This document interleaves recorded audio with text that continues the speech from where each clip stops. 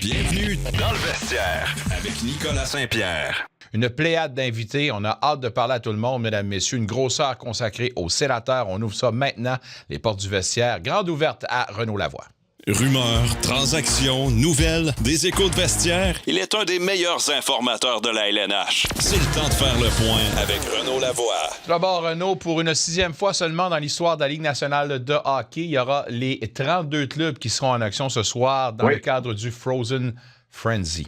Je me dis que des fois, la Ligue nationale de hockey fait preuve de bon timing, mais cette fois-ci, peut-être mauvais timing. Série mondiale aujourd'hui, puis le premier que tu fais cette année, tu choisis de faire ça un mardi. Renaud, à quoi penses-t-on? Oui, je sais, c'est problématique. Tu as raison de le souligner, Nicolas, en passant, là, parce que moi, je comprends le principe. Le principe, c'est un principe red zone. Là, OK? Puis on se dit, OK, on va faire une journée thématique, comme on connaît le dimanche, avec tous les matchs à 13h puis à 16h. Ça fait en sorte que tout le monde a une belle journée à chaque dimanche. Bon. Là, tu fais ça un mardi soir. Premièrement, je veux dire, le mardi soir, les gens n'ont pas nécessairement le goût de regarder 16 matchs de hockey. Pourquoi pas y aller, Nicolas, de la façon suivante? De se dire, profitons du fait que quand la saison de football collégial est terminée, OK? Ça, c'est au début du mois de janvier. Puis que la saison de la NFL est terminée parce qu'il y a des matchs de série dans la NFL aussi le samedi, comme tu le sais très bien. C'est pas juste le dimanche. Ce que tu fais, c'est que quand tout ça est terminé, là, puis le premier week-end après le Super Bowl, là, il se passe rien. On va être honnête ensemble. Là. Je pense que la seule chose qui excite le monde, c'est le Daytona, c'est le dimanche d'une manière ou d'une autre.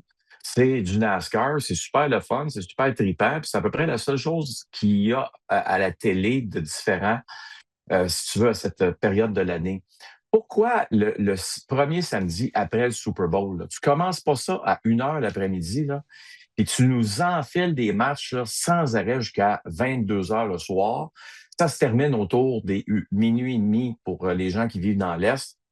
Mon feeling, c'est que ça ferait en sorte que les gens ne travaillent pas ces journées-là. On est à la maison, c'est l'hiver, il fait plus froid.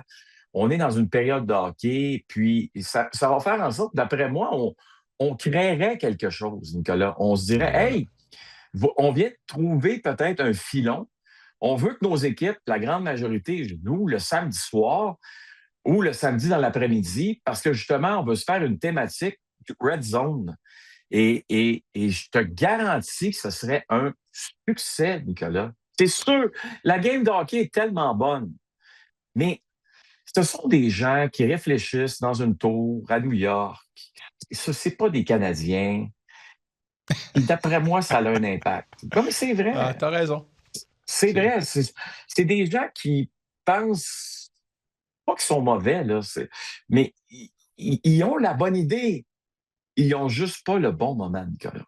Oui, tout à fait. Alors, j'espère que quelqu'un nous écoute quelque part. 3 victoires de suite pour les sénateurs, 4-1-1 à leurs 6 derniers. On commence à regarder ce qui se passe un petit peu plus avec un gros intérêt dans la capitale. Ben, j'espère. Là. Tu sais, on en a parlé la semaine dernière ensemble qu'il fallait commencer à accumuler les victoires. Là. On comprend que la journée que tu perds ton capitaine pendant un bon bout, c'est comme un coup de poing entre les deux yeux. Là. Mais il faut que tu te relèves. Puis je pense que cette équipe-là se relève présentement. C'est beau à voir. On a eu des problèmes pour terminer le camp d'entraînement. On a eu un début de saison où tu te demandais sérieusement ce qui se passait. Maintenant, c'est 14 buts à tes 2 derniers matchs. Pense-y, là, 14 buts. Là. Incroyable. Ça veut dire que là, on a pesé sur l'accélérateur. Ça veut dire qu'on a pris des équipes flat-foot qui pensaient que les Sénateurs d'Ottawa, c'était un club, justement, qui avait pas grand-chose sous la main pour être une formation dangereuse. Donc, mentalement, les joueurs qu'ils ont affrontés, soit des Bruins et des Capitals, n'étaient tout simplement pas prêts à affronter les Sénateurs d'Ottawa. Puis, je suis convaincu que Travis Green doit avoir aujourd'hui un beau petit sourire. Tu sais, il y a 2 semaines, là, on mettrait des extraits sonores, là. Il avait l'air d'un gars qui sortait d'un enterrement, là, je dirais avec raison. Là, maintenant, le message passe.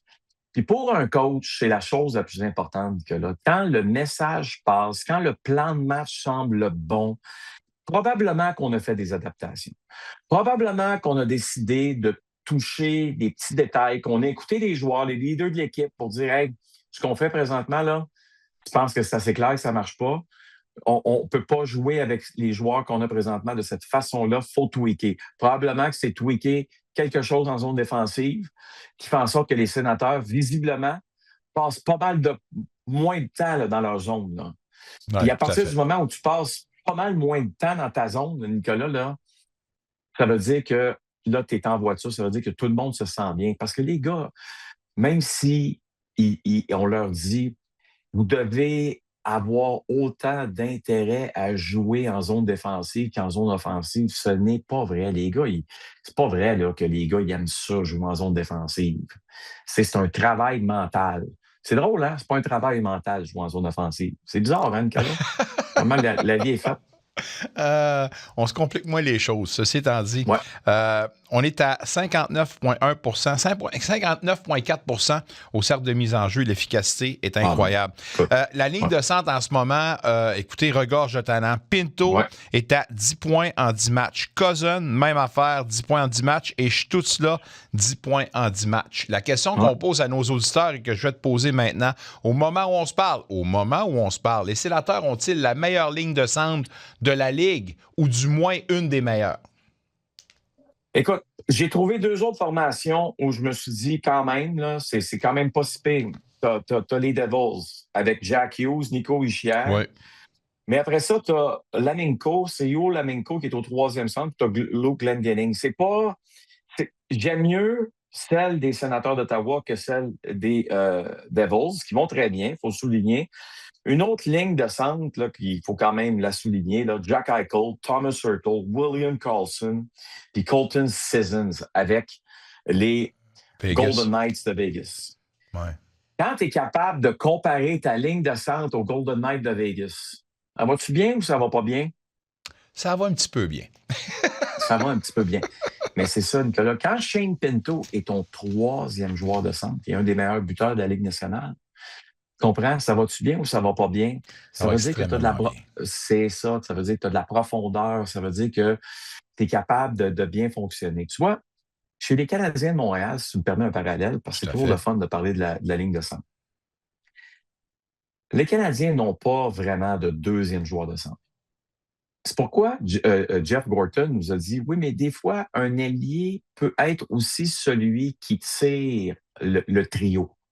Lui, il nous parlait évidemment, sans nommer le nom, de Ivan Demidov, qui effectivement est capable de tirer le trio. Mais est-ce que Oliver Kapanen, qui joue du très bon hockey, est ta solution sur un 2e trio? Est-ce que Oliver Kapanen ne devrait pas jouer? Mais c'est ça, il devrait jouer peut-être beaucoup plus sur un 3e trio, tu comprends? Je pense que Jake Evans, on sait que c'est un joueur de 4e trio. On sait que Nick Suzuki, c'est un joueur de 1er trio. C'est juste les 2e, 3e trio, il faudrait peut-être trouver une solution de ce côté-là. Il n'y a pas donc de recette parfaite. Il y a des équipes qui ont des meilleurs gardiens que d'autres, des meilleurs défenseurs que d'autres, mais qui ont d'autres lacunes ailleurs. L'idéal, c'est de ne pas avoir aucune lacune, peu importe la position, mais c'est pas facile à faire dans un plafond salarial, comme tout le monde le sait. Alors, les Sénateurs, oui, c'est la raison du succès. Je pense que les gardiens de but font un meilleur travail, particulièrement les Nusselmark, qui a enfin connu un bon match face aux Capitals. Maintenant, ta ligne, quand tu bâtis une équipe, souvent, là, c'est gardien de but, défenseur, ligne de centre. Moi, je dirais gardien de but, ligne de centre, défenseur. Pas parce que les défenseurs ne sont pas importants. C'est que ta ligne de centre, quand tu as une ligne de centre comme celle des Sénateurs d'Ottawa ou encore des Golden Knights de Vegas, ça te permet de patcher. Et ça te permet d'être... Quand tu as des petits blessés ou quand tu as des situations qui ne sont pas à ton avantage, comme présentement avec les Sénateurs, regarde, le capitaine n'est pas là. Est-ce que dans les 2 derniers matchs, tu t'es dit, tabarouette, ça paraît que le capitaine n'est pas là? Non, on s'est transformé sans le capitaine. Pourquoi? Parce que tu as une ligne de centre qui est tellement forte, qui est tellement puissante, qui fait en sorte que sur 200 pieds, c'est dur de les affronter. Tout le monde s'ennuie de Brady Tkachuk. Il va revenir, mais imagine quand il va revenir si les Sénateurs sont au classement bien installés, comment cette équipe-là va faire des dommages. Je sais qu'on va se reparler jeudi, Nicolas, toi et moi, mais moi, ça m'excite en tabarouette quand je vois ça. Les Sénateurs revenir, si tu veux, avec du succès. Puis je regarde l'affrontement de samedi au Centre Bell. Oh, yes! Hein? On est mardi, et on pense déjà au match de samedi, comme dans le temps canadien-nordique. Ouais. Canadien-nordique, là, il y avait un match samedi canadien-nordique. Parle-moi pas du match contre les Whalers le lundi ou le mardi, là. Ou le match contre les Bruins le jeudi. Là. Tout le monde pensait au match du samedi. Je pense qu'on est rendu là, présentement, dans la confrontation sénateur-canadien. Incroyable, c'est plaisant à part de ça. D'ailleurs, le Canadien qui va terminer son périple sur la côte ouest avec un affrontement contre Seattle ce soir. Dernier point comme ça. Hier, on a vu Sidney Crosby à 1700 points. Le 9e de l'histoire. Ce soir, on pourrait voir Ovechkin marquer son 900e but. Mais j'étais subjugué de voir que dans la colonne des membres de ces 9-là, il y avait Mario Lemieux et Wayne Gretzky, juste pour nous réaliser encore une fois comment il était bon. 1700 points en 711 matchs, Wayne Gretzky. C'est incroyable, ce gars-là, ce qu'il a réussi à accomplir en si peu de temps. C'est ça. C'est comme Mario. Tu sais, Mario, il a 1723 points en 900 matchs. Là, tu vas me dire que c'est donc en moins de matchs, en plus de matchs que Wayne Gretzky. Mais ça reste que Mario aussi a joué plus tard dans sa carrière. Il était vieillissant, comme tout le monde le sait. On a été chanceux, Nicolas, toi et moi, de vivre cette époque-là. Les gens qui nous écoutent présentement, qui ont vécu cette époque-là, le savent qu'on a été gâtés énormément de l'avoir vécu. Maintenant, on est extrêmement gâtés aussi de voir Sidney, de voir Alexander, de la façon dont il joue, de la façon dont il se comporte sur une patinoire aujourd'hui à leur âge. C'est tout simplement phénoménal. Alors, moi, je suis content pour Sidney. 1701 points. Mario, 1723 points. Qu'est-ce qui va arriver au 1724e point de Sidney Crosby? Est-ce qu'il se dit, parfait, j'ai tout réglé chez les Penguins de Pittsburgh? Oh! Je sais pas. Ils vont bien, par contre. Ouais. Mais ils vont bien, hein? Ils vont mauditement bien. Ouais. Je veux dire, ça lui donne le goût peut-être de prolonger pour une coupe d'années encore. Je sais pas. Mais ils vont bien. C'est troisième au classement général. Qui l'eût cru? C'est la meilleure expression qu'on pourrait dire. Mais les meilleurs rendent les meilleurs autour meilleurs, c'est le cas de le dire. Passez une bonne, toi t'es notre meilleur. Passez une bonne là-bas, puis on se parle jeudi. Merci Nicolas. On se parle jeudi, puis je connais déjà le sujet de la conversation jeudi. Il faut être préparé. Couteau entre les dents. Salut, on va s'assassiner, toi et moi, en mars. Salut. Renaud Lavoie, mesdames, messieurs. Un retour sportif 100% local dans le vestiaire avec Nicolas Saint-Pierre.